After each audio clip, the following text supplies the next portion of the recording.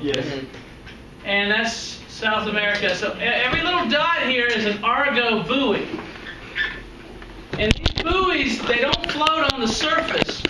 They float 1,000 feet under the sea. Or is it might be 1,000 meters. 1,000 meters under the sea. So these are deep floats, down deep in the ocean. And what they do is, every so often, like once every couple of weeks, they will go up in the water column and go to the surface and then go back down. And they're taking measurements the whole way. And so they're telling how the temperature of the water, the salinity, there's all sorts of different measurements they take. The current and all sorts of things. So it's basically getting readings, scientific readings of all the water in the world's oceans, except for the Arctic Ocean up here.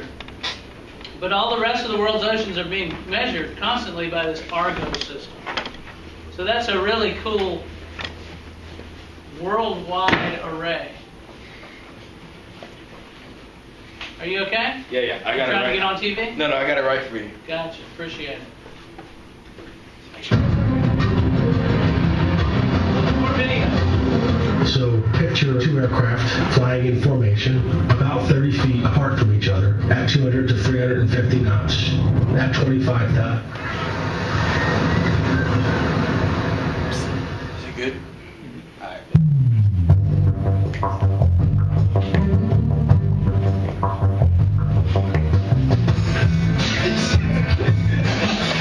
Argo is a global array of more than 3,500 free drifting profiling floats that measure the upper 2,000 meters of the ocean.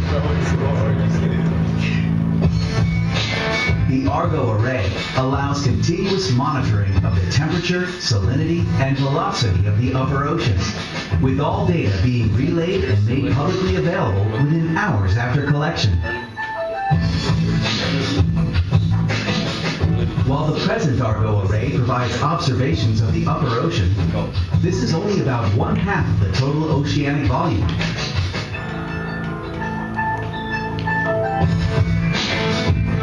The need for a deep ocean component of Argo has been recognized through support for instrumentation development and first pilot deployments. Deep Argo floats will profile the ocean from the surface to 6,000 meters below to give us an understanding of deep ocean temperature and salinity changes, something we know very little about and which is important to Earth's energy balance. The first two Deep Argo floats were deployed in 2014 in the Southwest Pacific using technology designed at Scripps Institution of Oceanography. This region was chosen for its flat seafloor, a known warming trend below 4,000 meters, and valuable ship time and support provided by international partners. Along with the Deep Argo floats, a new generation sensor system combining measurements of temperature, salinity, and pressure was tested against the challenging accuracy and stability requirements for observing the ocean's depths. Deep Argo will open our eyes to the unknown parts of the ocean. Pretty cool, huh? Yeah. So 10 points if you can tell me how many Argo floats did it say there were in the ocean right now? As long as you're close, I'll give it to you. You remember that? Yes. White is correct. Pink is incorrect. Did that video say that the first one was released in 2014? Orange correct. The Deep Argo. Oh. The Deep Argo. Green correct. Anyone else? No?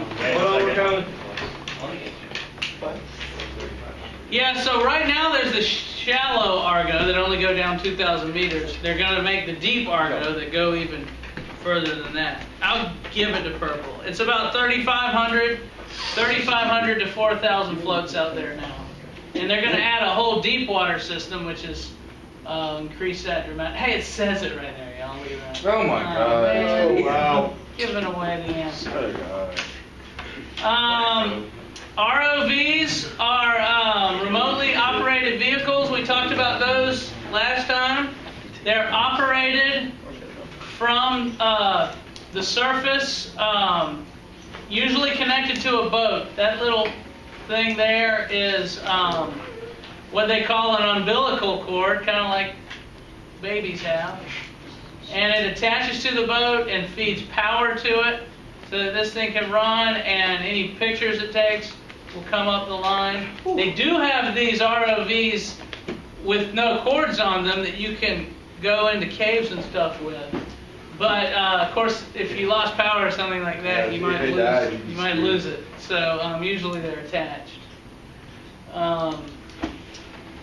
So ROVs we saw last time. Deep submergence vehicles are like submarines that a person can ride in and operate. And there's one right there. I think that one's called Alvin, if I'm not mistaken. That's made by the Woods Hole lab. And they've made these things that can go really deep. As a matter of fact, it was just a couple years ago. Do y'all know the movie Titanic, right? Yeah. Y'all know James Cameron, the director of that movie? Well, he made he hired a bunch of guys and built one of these things, and he went down to the very bottom of the deepest part of the ocean. Does anyone know what the deepest part of the ocean is called? It's that thing. Marianas Trench. And he went to the very bottom of that. It's like 6 miles deep. And there's only 2 people have ever been to the bottom of the Marianas Trench, and it's James Cameron and another guy that went. Isn't it like Captain Nemo? No, it was Nemo? a scientist. It is Captain Nemo. No. Yeah, no, the movie. It's from it's Captain Nemo. What is it? Finding Nemo.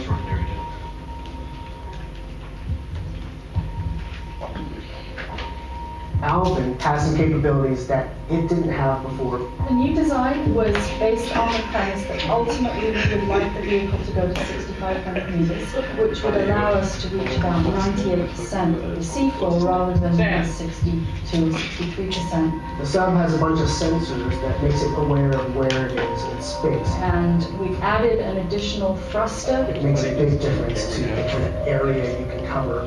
Actually, a lot of the technological advances we've made have been supported by space programs that are interested in the origins and evolution of life on our planet and thinking about life beyond Earth, not just on our own planet, but what could have life looked like in the beginning of Mars history or beneath the European Ocean or something like that. The hydrothermal vent communities are otherworldly.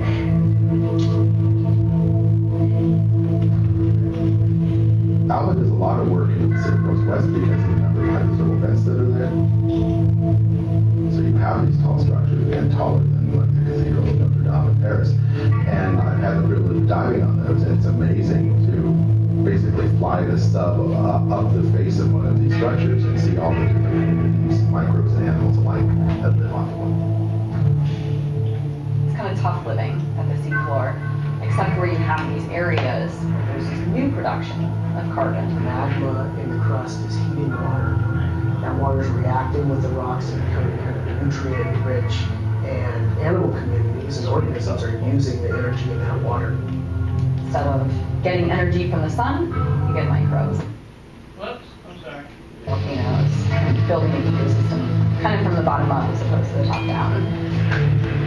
We've seen footage of when Mount St. Helens erupted, for example, that huge plume of ash spread around our planet, So you can think about these big plumes coming out of these hydrothermal vents. And there have been a couple studies that have traced this hydrothermal plume thousands of miles.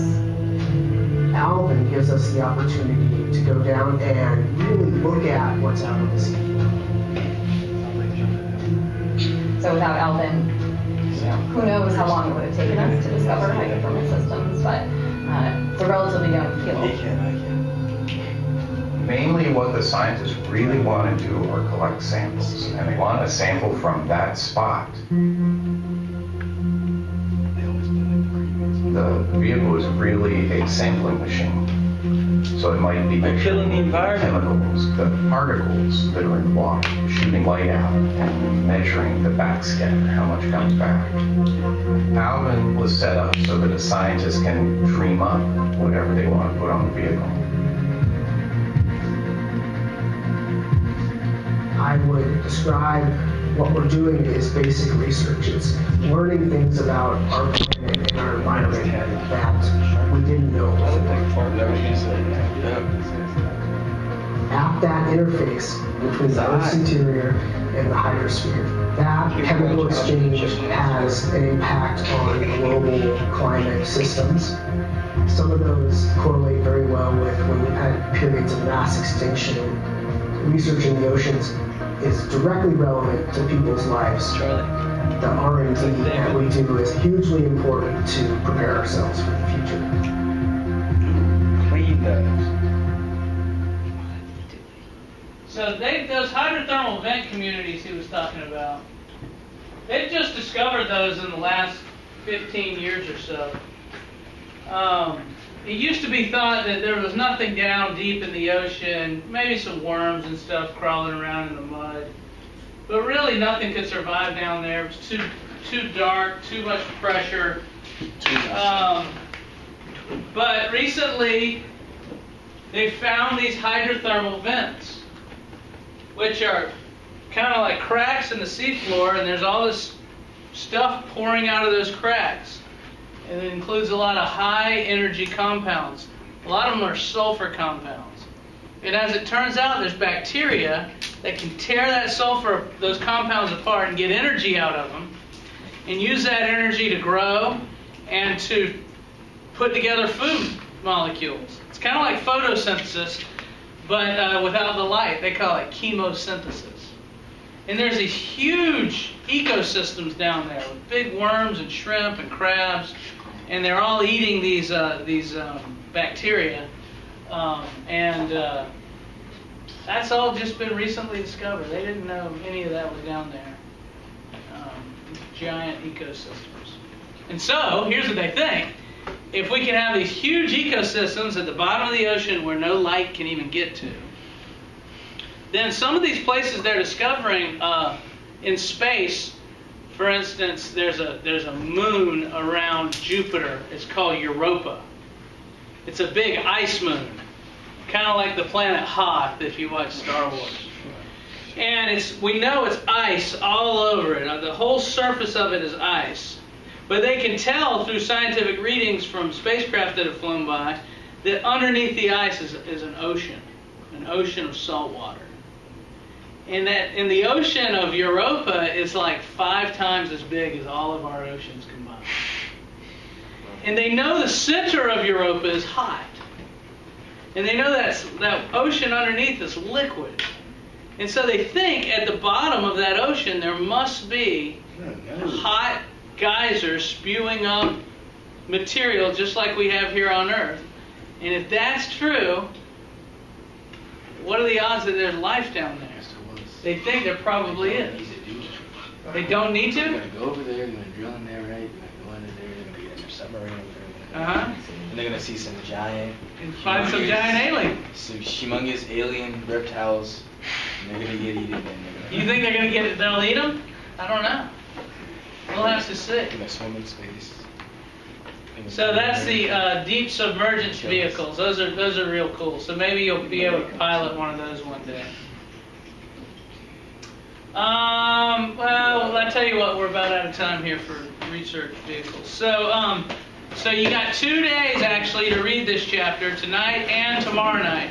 So I don't know what you want to do. Read half of it tonight, read half of it tomorrow night, whatever you want to do. But we'll come back and continue from there.